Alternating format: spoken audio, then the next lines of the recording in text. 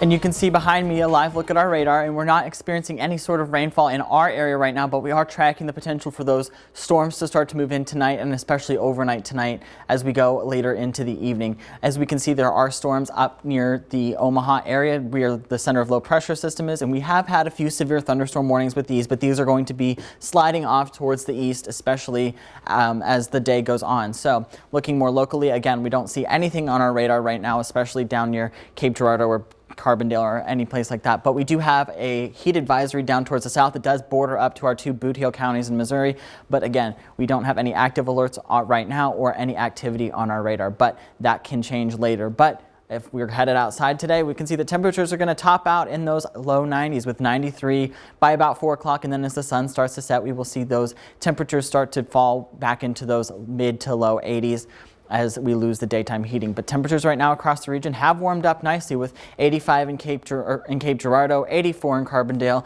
85 in Paducah, and 84 in Harrisburg. And right now we can see that the dew point right now was fairly nice with a dew point of 67. It is a little on the muggy side. It's not as nice as we saw on Monday or Tuesday, but it's not as bad as it could be for this time of year, with 67 not being too bad. But again, we are tracking those hot temperatures for today and tomorrow. We are also tracking the potential of thunderstorms, especially overnight tonight in between about after midnight and between about 8 a.m. And then we're expecting hotter weather to return, unfortunately, after those storms do pass. But we can see hour by hour, starting at about 12 o'clock, we can see that warm front passing towards the north, and we can see our temperatures are largely going to be in those upper 80s and low 90s.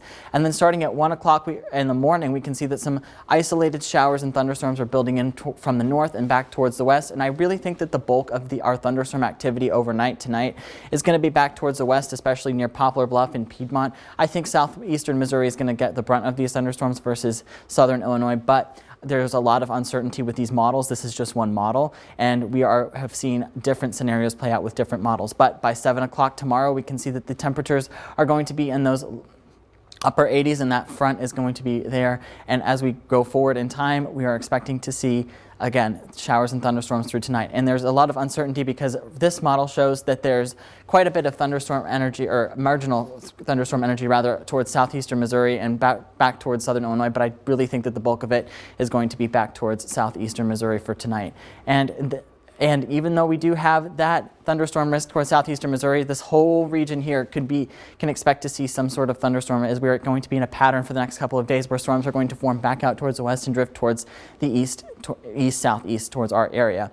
But nonetheless, the Storm Prediction Center for tonight has gone ahead and put us in a level 2 risk for all of southern Illinois, most of southeastern Missouri, and parts of Kentucky, and back towards the south we do have that level 1 risk. And that's going to be for large hail and damaging winds tonight rather. So if you download the Storm Track 3 weather app, that's a great way to stay in the know for severe weather alerts that may come tonight as these storms start to move into our area. Looking ahead, we can see these temperatures are going to be in those low to mid 90s most of the week. We do lose the 90s with 89 on Saturday, but unfortunately those mid 90s, low to mid 90s do return. And going forward towards the 10-day, we can see those 90s are going to be here to stay with a hot one next week. Well, as you can see over that 10-day forecast, lots of chances for storms. So as you said, the Storm Track 3 app, very handy to have. Yes. All right, sounds good. Thanks, Garrett.